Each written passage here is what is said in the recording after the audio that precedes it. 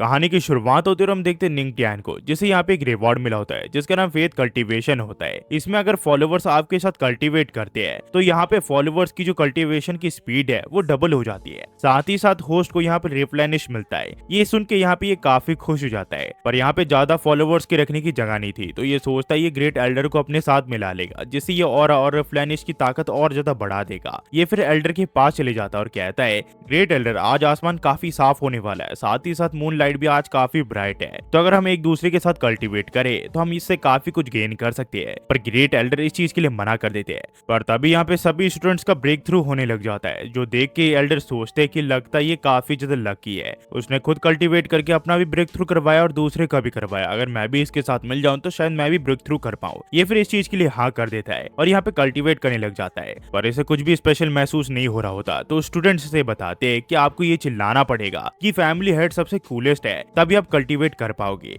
ये फिर चिल्लाता है कि फैमिली हेड सबसे कूलेस्ट है और इसकी जो कल्टीवेशन की स्पीड है वो डबल हो जाती है। वही निंग टियान सोच रहा होता है, ऑरा ऑफ मूनलाइट और पर्ल और पावर ऑफ फेथ के साथ मेरी कल्टीवेशन की स्पीड और ज्यादा बढ़ गई है। वही ग्रेट एल्डर बोल रहे होते हैं कि फैमिली हेड के यहाँ होने से लगता है हेवन ने हमें ब्लेस किया है। हमें फिर अगले दिन दिखाया जाता है हेवनली डेमोनिक पैलेस के यहाँ पे, जहाँ पे एल्डर लेट हो चुके होते हैं। तो ये से पूछते कि तुम लेट कैसे हो गए। एल्डर से बताते हैं कि वो मूनलाइट क्लिफ की वहाँ पे फैमिली हेड के साथ पूरी रात कल्टीवेट कर रहे थे। पर दूसरे एल्डर से कहते हैं कि फैमिली हेड तो सिर्फ ब्लैक वॉरियर रेल में, आखिरकार तुम उसके साथ कल्टीवेट क्यों कर रहे थे। ये नहीं बताता है कि अगर आप फैमिली हेड को फॉलो करके कल्टीवेट करो तो आपकी कल्टीवेशन की स्पीड बढ़ जाती है। जो सुन के सभी लोग इसकी तारीफ करने लग जाते हैं और कहते कि अगली बार हमें भी ले जाना। पर एम्प्रेस ने कहती कि वो बात छोड़ो, अब मुद्दे की बात पे आती है। टाओ कॉन्फ्रेंस कुछ ही दिनों में चालू होने वाली है और अलग अलग सेक्ट से यहाँ पे अलग अलग जीनियसेस आने वाले हैं। ये बेशक एक फ्रेंडली मैटर हो, पर हमारे स्टूडेंट्स किसी से भी पीछे नहीं रहने चाहिए। ये कहते कि हाँ जरूर। हमें फिर 3 दिन के बाद दिखाया जाता है जहाँ दुनिया भर से यहाँ पे अलग अलग जीनियसेस इनके यहाँ पे आने लग जाते हैं,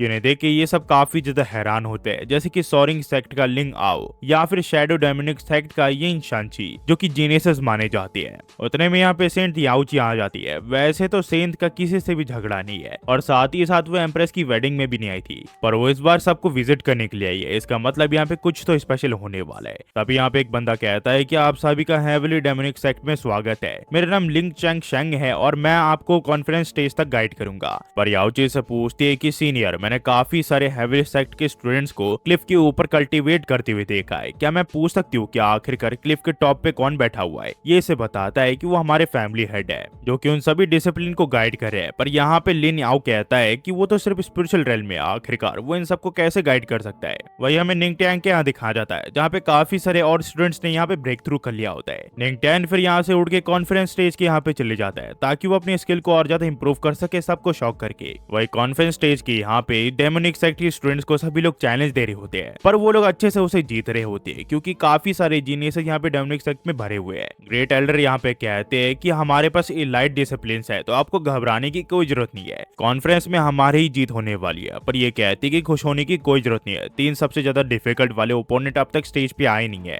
तभी निंग टियान इसके पीछे आके कहता है, अगर वो तीनों सबसे ज्यादा डिफिकल्ट ओपोनेंट है तो मैं उन्हें देखना चाहूंगा। तभी यहाँ पे यंग शाशी स्टेज के यहाँ पे आ जाता है और कहता है कि कुछ लोग दाओ स्वॉर्ड को चुनते हैं कल्टीवेशन के लिए, कुछ लोग म्यूजिक दाओ को चुनते हैं। दाओ का जो पैथ होता है उसके खुद के कैरेक्टरिस्टिक्स होते हैं, पर मैं यंग शाशी आज इन चीजों को मानने से इंकार करता हूँ। मुझे इन चीजों के बारे में फिक्र नहीं है। चलो दाओ के बारे में बात करते हैं। क्या किसी को इस सवाल का जवाब पता है? पर इसके सवाल को सुन के सभी लोग सोचते हैं कि लगता है ये यहाँ पे ट्रबल क्रिएट करने के लिए आए, इसी वजह से सब लोग यहाँ से इसे निकालने की सोच रहे होते हैं। पर वहीं पे यंग शशि सोच रहा होता है कि आज मैं हेवनली डेमोनिक सेक्ट को सभी के सामने बदनाम कर दूंगा। वही एम्प्रेस सोच रही होती है कि अगर आपको दाओ के बारे में थोड़ा सा भी पता चल गया तो आप बिना कल्टीवेटिंग के यहाँ पे ब्रेक थ्रू कर सकते हो। लगता है शैडो डेमोनिक सेक्ट पूरी तरह प्रिपेयर हो गया है आज। पर सभी एल्डर्स यहाँ पे कहते हैं, क्या तुम यहाँ पे प्रॉब्लम क्रिएट करने के लिए आओ? ये भी कोई सवाल होता है? इसे यहाँ से धक्के मार के निकाल दो। उतने में यहाँ पे निंग टियान कहता है कि डेमोनिक सेक्ट की सारी लड़कियां इसे पसंद करती है, पर इसे देख के तो लग रहा है कि एक औरत ने मर्द के कपड़े डाल लिए है। यहाँ पे यंग शशि सोचता है कि लगता है यही फैमिली हेड है, इसे तो मैं बिल्कुल भी नहीं छोड़ने वाला। शशि फिर इन सबको कहता है कि आप पूरे पूरे हेविली डेमोनिक सेक्ट के पास मेरे सवाल का जवाब नहीं है क्या?